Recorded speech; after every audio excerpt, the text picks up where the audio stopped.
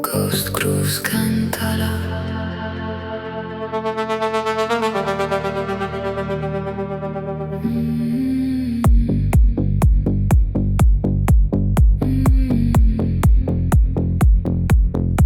Mio padre apriva la porta prima dell'alba.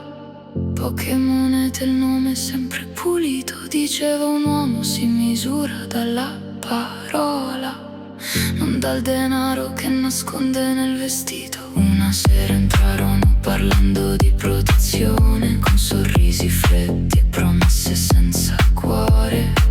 Lui li guardò senza abbassare gli occhi. La paura non porterà mai il mio cognome. Puoi comprare il silenzio di una strada, ma non la dignità di chi non si piega. L'onore vive nelle mani pulite, nel pane diviso e nella parola data. Il rispetto non nasce dalla paura, si guadagna vivendo a testa alta.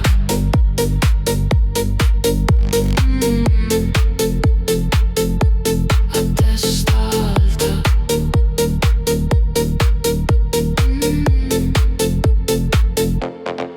Chi lo tradì sedeva alla nostra tavola, beveva il nostro vino chiamandolo fratello. Conosceva ogni porta, ogni passo, ogni ora. Poi vendette la fiducia per salvare se stesso. Il giorno dopo il paese chiuse le finestre. Mia madre lasciò la sua giacca accanto al muro. Disse non cercare giustizia nella vendetta. Tuo padre è morto ma il suo nome è ancora puro. Tornai molti anni dopo con la rabbia nelle vene, pronto a rispondere al dolore con il dolore. Ma davanti a tutti dissi il nome del traditore, e il silenzio del paese diventò finalmente voce.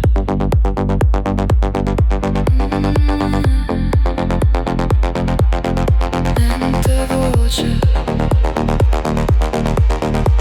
Chi compra il rispetto ha già venduto l'onore.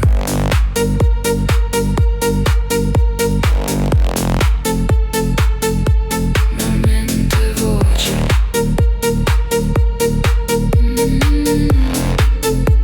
Non serve una pistola per restare un uomo, non serve comandare per meritare rispetto. La famiglia si protegge senza renderla schiava, e un nome resta grande quando resta corretto. Mio padre aveva poco, ma non vendette mai se stesso.